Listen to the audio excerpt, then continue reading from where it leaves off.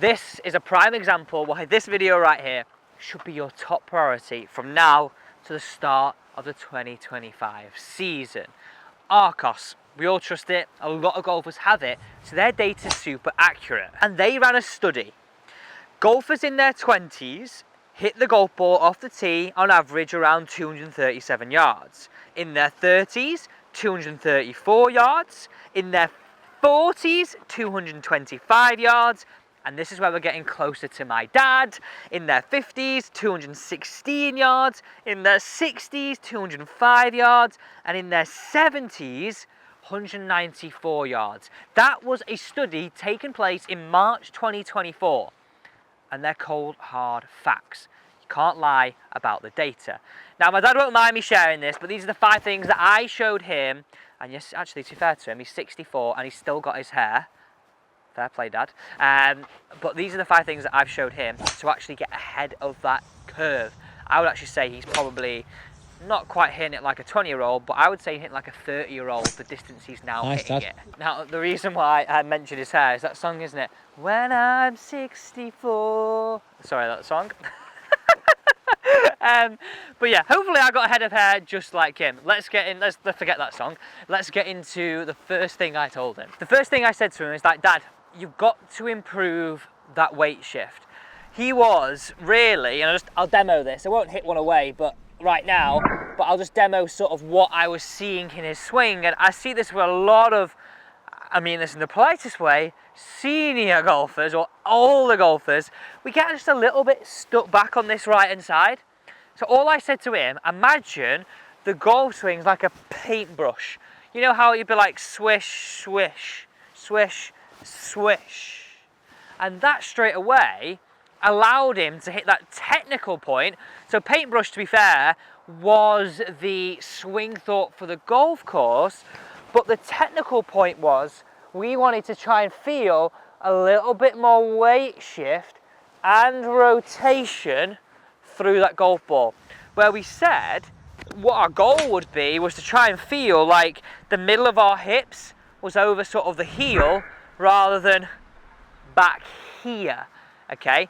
But I just said to him, Dad, just think about this really simply. He doesn't like things complicated. So I said, imagine your knees are like a paintbrush. They turn back, they turn back. So again, that paintbrush would be like that, wouldn't it? Well, like, I'll do it with my hand to make it easier. Your paintbrush is like that, isn't it? To make a nice even stroke. So I said to him, just imagine those knees are like a paintbrush. And he started to get through the golf ball way better. That's the first thing I told him.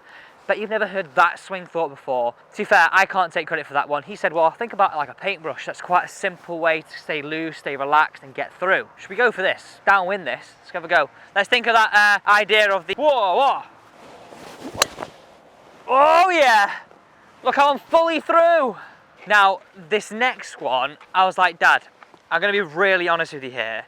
We need to get a little bit fitter, we need to get a little bit flexible. I'm not asking him to go and lift weights, but actually, truthfully and honestly, if we want to hit the golf ball way longer, we need to just be a little bit more flexible. So I've actually done some videos with Sam here on the channel already about better rotation, about better hip motion, about getting easier moves in the body by just being a little bit more mobile. So I'll give you a few examples on here, but for sure check out that video. I'm not saying right now you need to go and lift loads of weight. All I'm saying is that if you're a little bit more flexible, you can definitely steal some yards. So yeah, just a few more examples here on the screen, but I'll leave the link to that video down below. Check that out after watching the next 3 points on this one. Tell you what, greenside bunker off the tee, I am over the moon with that. We're not playing this because this is all about driver. And my next point, I think this is a real big one if I'm being perfectly honest. Right? It's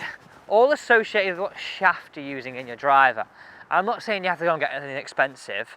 I'm just saying it makes a real difference to launch. And I'll actually include in this, just thought of this actually, loft too. And by the way, if you're wondering where we are, we're at Dom Pedro and we're playing the Laguna Golf Course today. This is the 7th hole. It's actually, I found out it's a drivable one downwind. I'll caveat that. But we're not at home, we're in the lovely Portugal, just in the Villamora area.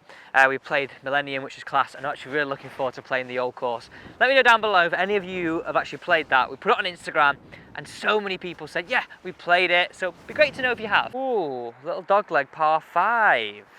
There are some nice villas down here, by the way.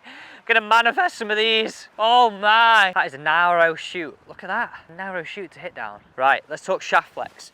So my dad is one of them proud people in the sense of he's used a stiff shaft from probably being around the age of 18 and was like, nope, I'm not gonna go out a stiff shaft. I said, Dad, like, look, if you're using a shaft that is far too stiff for you, you will struggle to square the face, and it tends to be then too heavy for you. You won't have enough energy to put force into this for the shaft to complement your swing and actually give you the distance.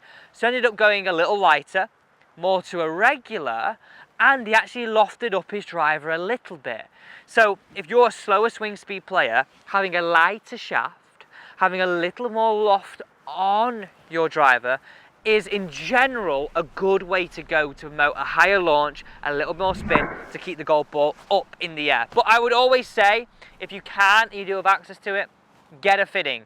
That's what I would definitely say. Now, point number 4 on my list, I said to him, Dad, your body, you are improving it because you're going to the gym, you're doing all these flexibility things, but we need to use these wrists a little more as a speed generator. Just think about this logically. The less you can generate speed with these areas, because it might be a little stiff, the more we need to use our levers, so wrists and forearms. So what I said to him is, turn your drive around. Hey, that was quite smooth, that.